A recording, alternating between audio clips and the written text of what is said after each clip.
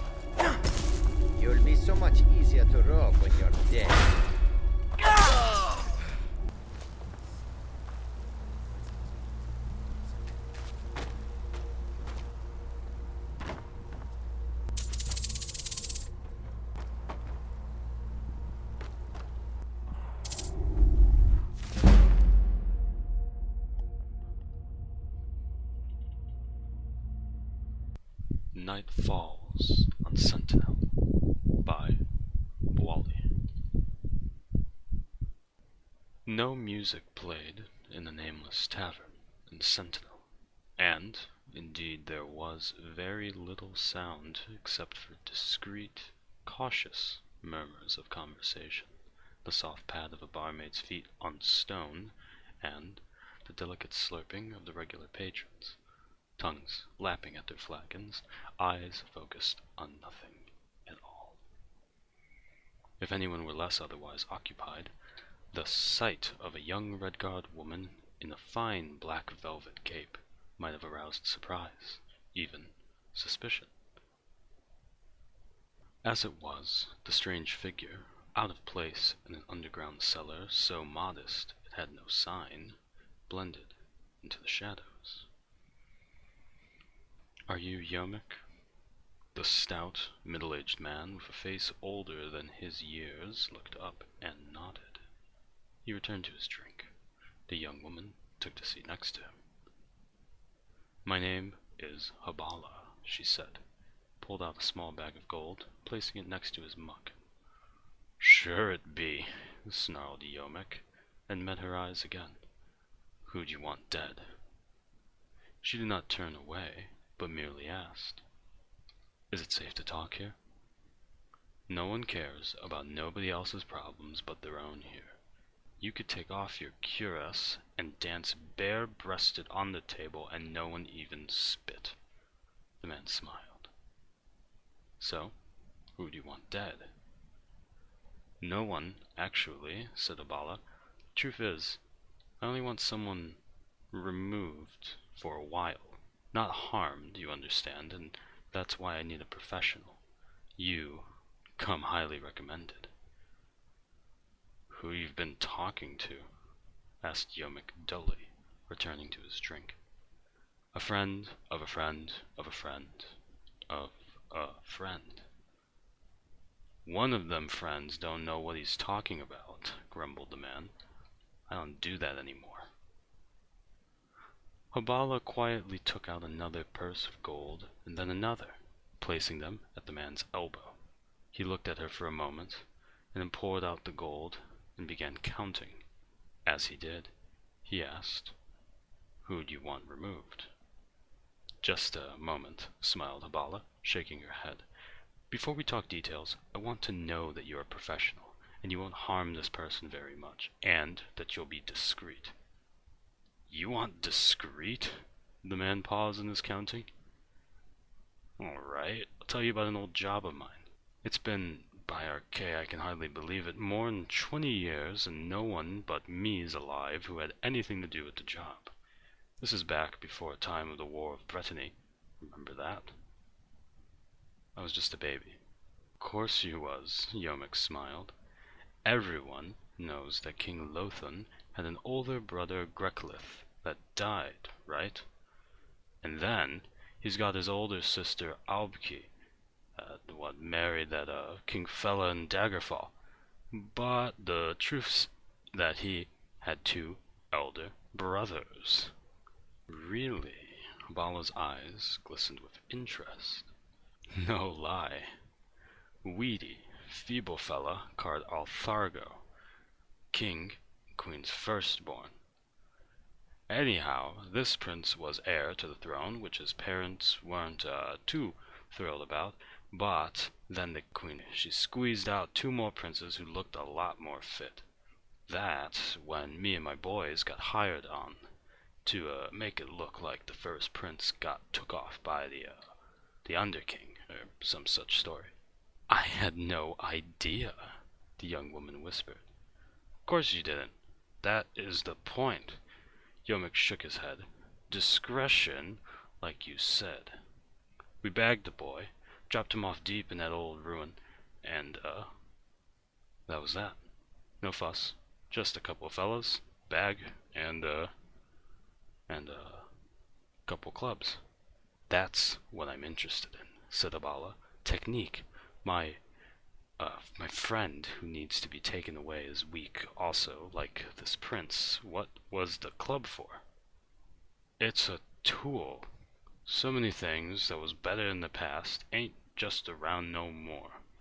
'Cause people today prefer ease of use to what works right. Let me explain. There's 21 prime pain centers in an average fella's body. Elves and Khajiit, being so sensitive and all, got 3 and 4 more, respectively. Argonians and Sloats, almost as many as 52 and 67. Yomek used his short stubby finger to point out each region on Habala's body.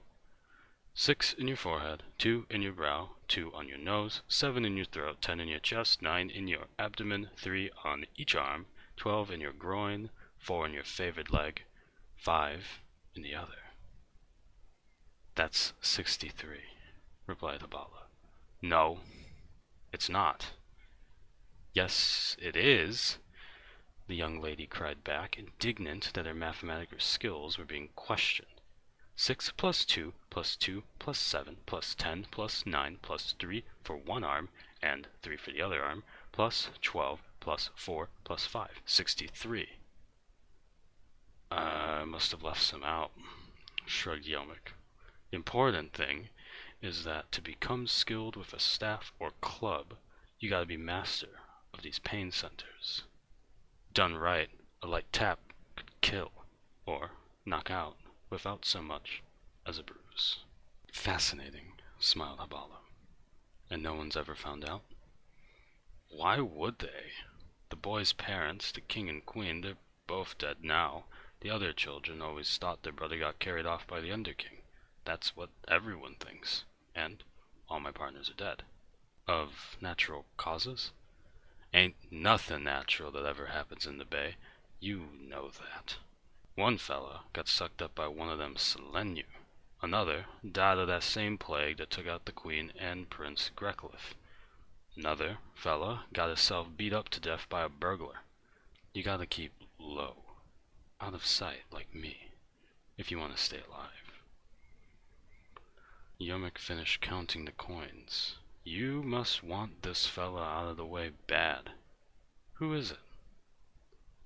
It's better if I show you, said Habala, standing up. Without a look back, she strode out of the nameless tavern. Yomek drained his beer and went out. The night was cool, with an unrestrained wind surging off in the water of Iliac Bay, sending leaves flying like whirling shards.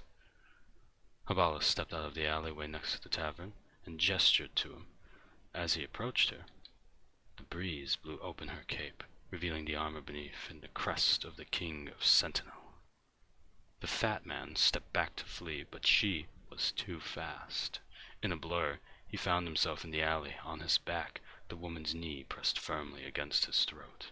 The king has spent years since he took the throne looking for you and your collaborators, Yomek. His instructions to me what to do when I found you were not specific, but you've given me an idea.